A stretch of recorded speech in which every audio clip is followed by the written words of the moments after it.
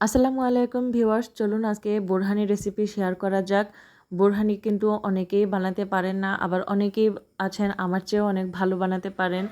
তো চলুন কথা না বাড়িয়ে আজকে আপনাদের সঙ্গে বোরহানি রেসিপিটা শেয়ার করে ফেলি। আর এই বোরহানি রেসিপির জন্য সবচেয়ে গুরুত্বপূর্ণ যে উপাদান সেটা হলো টক দই এবং পুদিনা পাতা। আর পুদিনা পাতা কিন্তু আমার ছাদ বাগানের পুদিনা পাতা নিয়েছি আজকে। এই যে দেখেন, এখানে পুদিনা পাতা রয়েছে, ধনিয়া পাতা রয়েছে, আর সাথে রয়েছে কাঁচা মরিচ। এগুলোকে ভালো করে বেটে নিতে হবে। এই যে দেখেন, শিলপাটায় আমি বেটে নিয়েছি। এর আগের দিনও কিছুটা পাতা বেটে আমি ফ্রিজে রেখেছিলাম এভাবে রস বের করে। তো আজকে আমি সেগুলো ব্লেন্ডারে দিয়ে নিচ্ছি।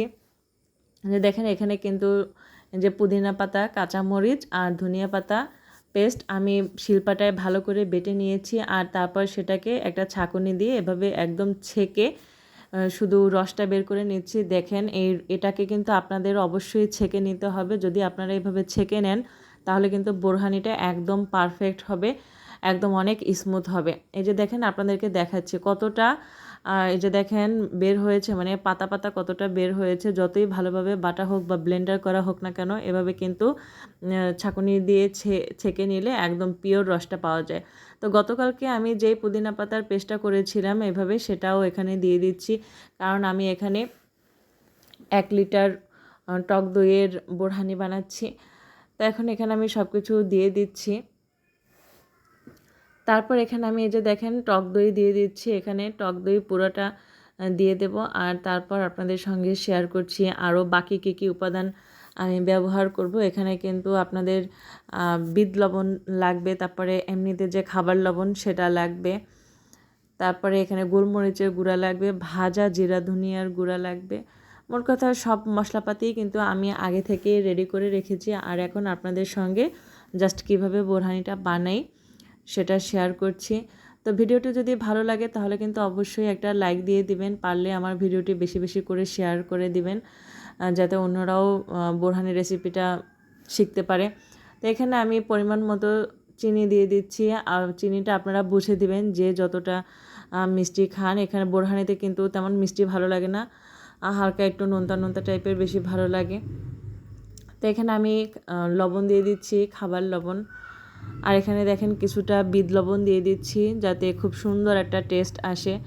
রেস্টুরেন্টে যারা বানায় তারাও কিন্তু অবশ্যই এই বিট লবণটা ব্যবহার করে। তো এখানে আমি জিরা ধনিয়ার গুঁড়া দিয়ে দিচ্ছি, তারপর ভাজা জিরা ধনিয়ার গুঁড়া দিয়ে দেব। তো একে একে আমি সব কিছু দিয়ে দিচ্ছি।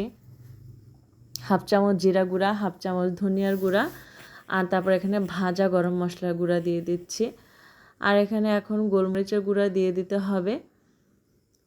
আসলে তেমন কোনো উপকরণ কিন্তু লাগে না, যে গোলমরিচের গুঁড়া দিয়ে দিচ্ছি। আমি কালো গোলমরিচের গুঁড়া দিয়ে দিচ্ছি, আপনারা চাইলে সাদা গোলমরিচের গুঁড়াও দিতে পারবেন, কোনো সমস্যা নেই। তো এখন আমি সব কিছু মিলিয়ে ব্লেন্ডারে জারে দিয়ে দিচ্ছি।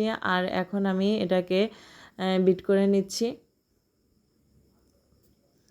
এই যে দেখেন, গরুর মাংস বা খাসির মাংস অথবা বিরিয়ানি বা খিচুড়ি এগুলো রান্না করলে কিন্তু বোরহানি না হলে চলে না। আজকে আমরা খাসির মাংস রান্না করেছি, আর তার সাথে কিন্তু বোরহানি না হলে ভালো লাগে না। তো সেজন্য আমি বোরহানি বানিয়ে নিলাম। আমার কাছে মনে হয় মাংস জাতীয় জিনিস খাওয়ার পরে একটু বোরহানি খেলে অনেক ভালো লাগে।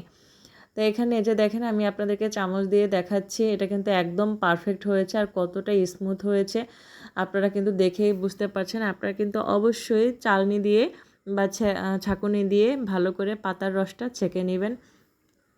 আর দেখেন মাশাল্লাহ কত সুন্দর বোরহানি তৈরি হয়ে গেল। আর এটা কিন্তু খেতে মাশাল্লাহ অনেক অনেক টেস্টি হয়েছিল। একদম মনেই হবে যে রেস্টুরেন্টের বোরহানি খাচ্ছেন। আসলে বাসায় যদি এত সুন্দর করে বোরহানি বানানো যায় তাহলে রেস্টুরেন্টের বোরহানি বা বাহির থেকে বোরহানি কিনে আনি খাওয়ার দরকার কি। এভাবে বাসায় যদি নিজেরা একদম হোমমেড বোরহানি খাওয়া যায় তাহলে তো এটাই ভালো। পরিবারের সকলে একদম বাসায় বোরহানি খেতে পারবে। তা আমার রেসিপিটি যদি ভালো লাগে তাহলে কিন্তু আমাকে কমেন্ট করে জানাবেন, একটা লাইক দিয়ে দিবেন। আর যারা আমার চ্যানেলে নতুন, সাবস্ক্রাইব করে পাশে থাকবেন। ফেসবুক থেকে যারা দেখছেন ফলো দিয়ে পাশে থাকবেন। আর এভাবে সবাই বাসায় একদম হোমমেড বোরহানি খাবেন, শরীর অনেক ভালো থাকবে। আর ভিডিওটি যদি ভালো লাগে তাহলে অবশ্যই কিন্তু বেশি বেশি শেয়ার করে দিবেন। দেখেন আপনারা কত সুন্দর বোরহানি হয়েছে।